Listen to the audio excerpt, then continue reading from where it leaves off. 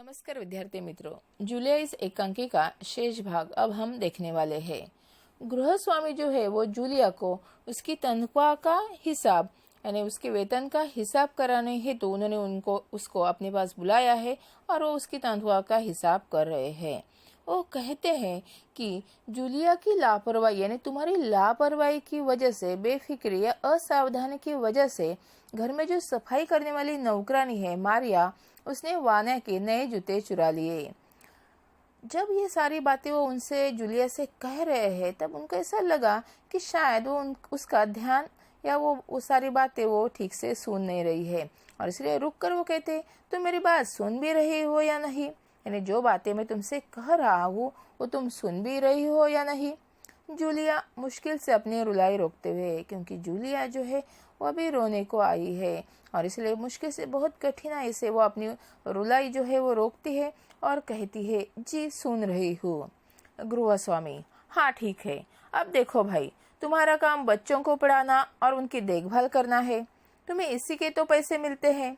तुम अपने काम में ढील दोगी तो पैसे कटेंगे या नहीं।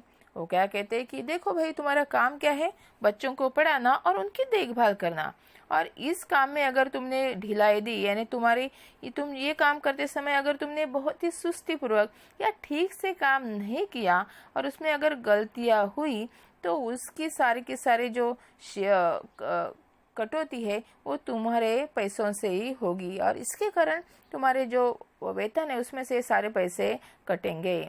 मैं ठीक कह रहा हूँ ना। और ये सारी बातें कहने के बाद वो कहते जूलिया से कि जो मैं बातें कह रहा हूँ ठीक है ना। जो जूतों के 5 रूबल और कट गए, और फिर वो कहते हैं कि जूते चोरी हो गए तुम्हारी बेपरवाही से, और इसके कारण जूतों के जो 5 रूबल है वो मैं तुम्हारे तनख्वाह से काट रहा हूँ। और हाँ, 10 जनवरी को मैंने तुम्हें 10 रूबल दिए थे, और फिर वो कहते हैं कि जो 10 जनवरी है उस समय मैंने तुम्हें 10 रूबल दिए थे।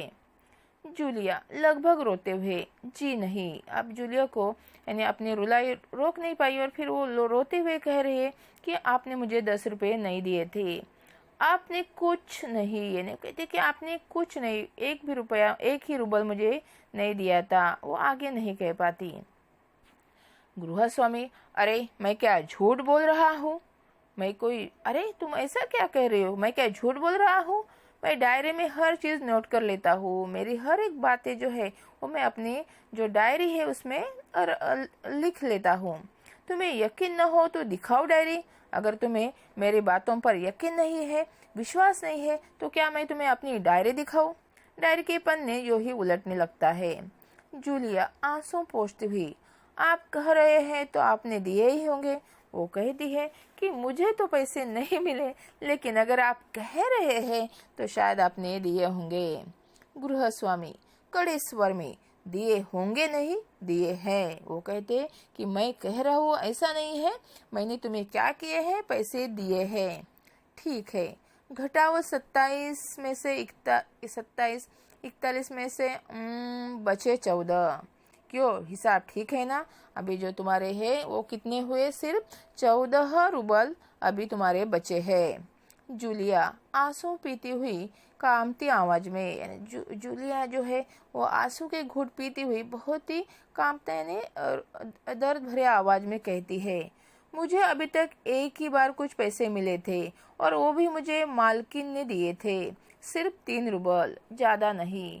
और जूलिया जो है वो कहती है कि मुझे सिर्फ एक ही बार को आपके घर यहाँ से पैसे मिले थे और वो भी मुझे मालकिन ने यानी आपने नहीं दिए थे, तो आपकी पत्नी जो है उसने दिए थे, और वो भी सिर्फ 3 रूबल और ज्यादा नहीं।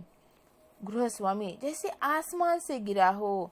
गृहस्वामी जब ये बातें सुनते हैं तो उनको बहुत ही यानी आश्चर्य का धक्का लगता है, जैसे असंभव किसी ने कार्य किया हो। अच्छा, और इतनी बड़ी बात तुम्हारी मालकिन ने मुझे बताई तक नहीं? और फिर वो कहते कि वाह, इतनी बड़ी बात हो गई और तुम्हारे मालकिन ने मुझे बताई तक नहीं। देखो, तुम न बताती तो हो जाता ना अनर्थ। और फिर वो क्या कहते जूलिया को, अगर तुम ये बात मुझे नहीं कहती तो हो जाता ना अनहोनी, अनुचित कार्य हो जाता। खैर, देर से ही सही, मैं इसे भी डायरी में नोट कर लेता हूँ। और वो कहते कि भले देर से ही सही, लेकिन मैं इस बात को भी अपने डायरी में क्या करता हूँ, लिख लेता हूँ। डायरी खोलकर उसमें यूं ही कुछ लिखते हैं। हाँ, तो 14 में से 3 और घटा दो, बचते हैं 11 रुबल। वो क्या कहते हैं कि अभी 14 रुबल तुम्हें मिलने वाले थे, उसमें से मालकिन ने 3 रुबल दिए, तो वो भी यहाँ से क्या हो जाते हैं, घटा दिए जाते हैं। तो बचते कितने हैं, सिर्फ 11 रुबल।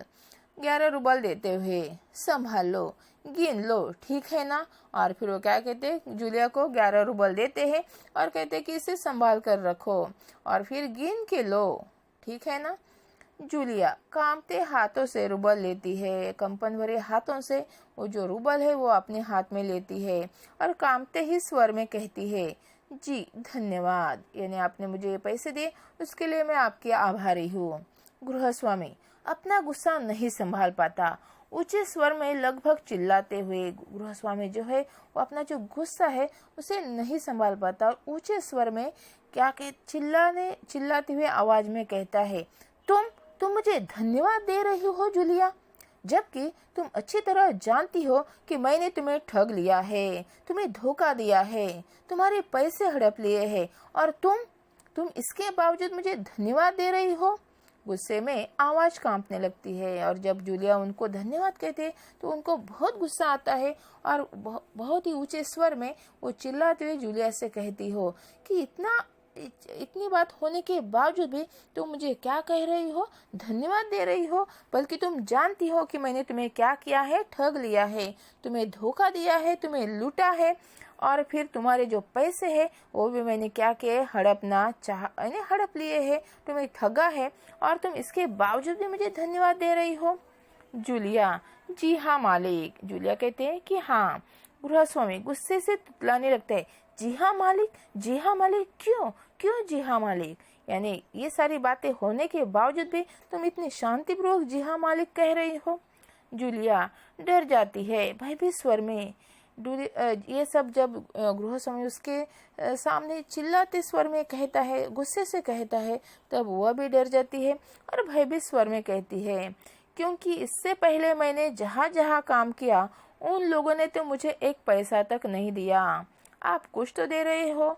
उसने धन्यवाद का कारण क्या बताया, क्योंकि मैंने इसके पहले जहाँ जहाँ काम किया है वहाँ मुझे किसी ने 1 रुबल तक नहीं दिया, आप कुछ तो दे रहे हो, इसके कारण मैंने आपको धन्यवाद कहा। गृहस्वामी क्रोध के कारण कांपते उत्तेजित स्वर में, उन लोगों ने तुम्हें 1 पैसा तक नहीं दिया जूलिया, मुझे ये बात जानकर जरा भी आश्चर्य नहीं हो रहा है। वो क्या कहते हैं, स्वर धीमा करके कहते हैं कि जूलिया, उन लोगों ने तुम्हें 1 रुबल तक नहीं दिया, ये बात सुनकर मुझे जरा भी हैरानी नहीं हो रही है। जूलिया, मुझे इस बात के लिए माफ कर देना कि मैंने तुम्हारे साथ एक छोटा सा क्रूर मजाक किया।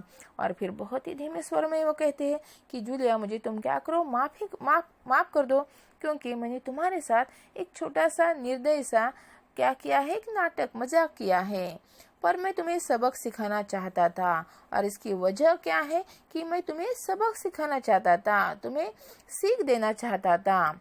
देखो जूलिया, मैं तुम्हारा 1 पैसा नहीं मारूंगा। देखो जूलिया, तुम्हारे जितने भी पैसे रुबल तय हुए हैं वो सारे के सारे मैं तुम्हें देने वाला हूँ। तुम्हारा 1 भी रुबल मैं एक भी पैसा मैं अपने पास नहीं रखने वाला। जेब से निकाल कर, ये है तुम्हारे 80 रुबल। उन्होंने क्या किया है, 80 रुबल जूलिया को दिए हैं।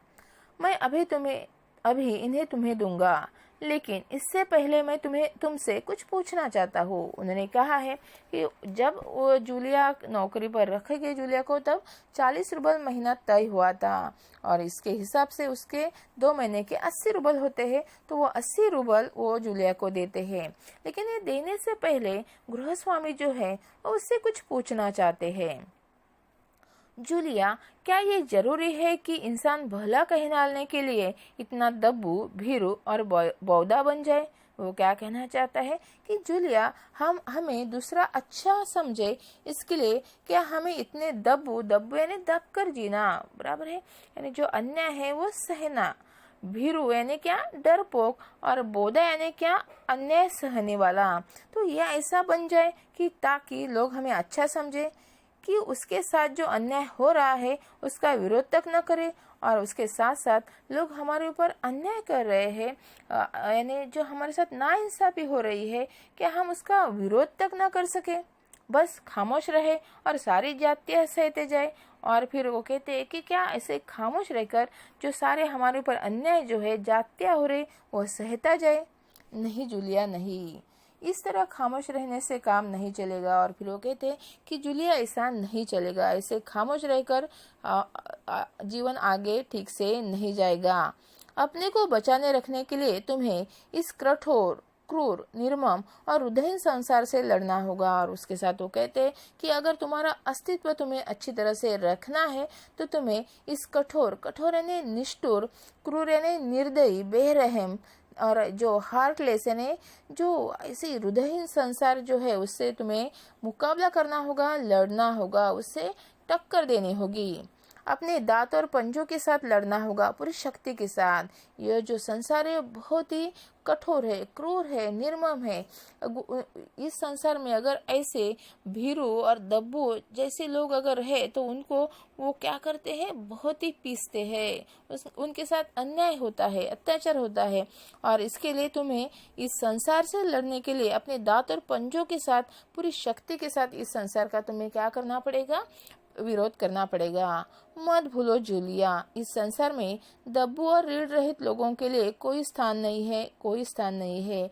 और वो कहते हैं कि जूलिया, ये बात कभी भी मत भूलो कि इस संसार में दब्बू और रीढ़ रहित, दब्बू यानी क्या, कि जो भी दब के रहने वाले, डर के रहने वाले जो लोग हैं, रीढ़ रहित यानी जो रहते वो क्या, जिसकी यानी जो अपनी खुद की पहचान लोगों के सामने ठीक से नहीं स्थापित करते, ऐसे ऋण रहित लोगों के लिए इस संसार में कोई भी जगह नहीं, कोई भी स्थान नहीं।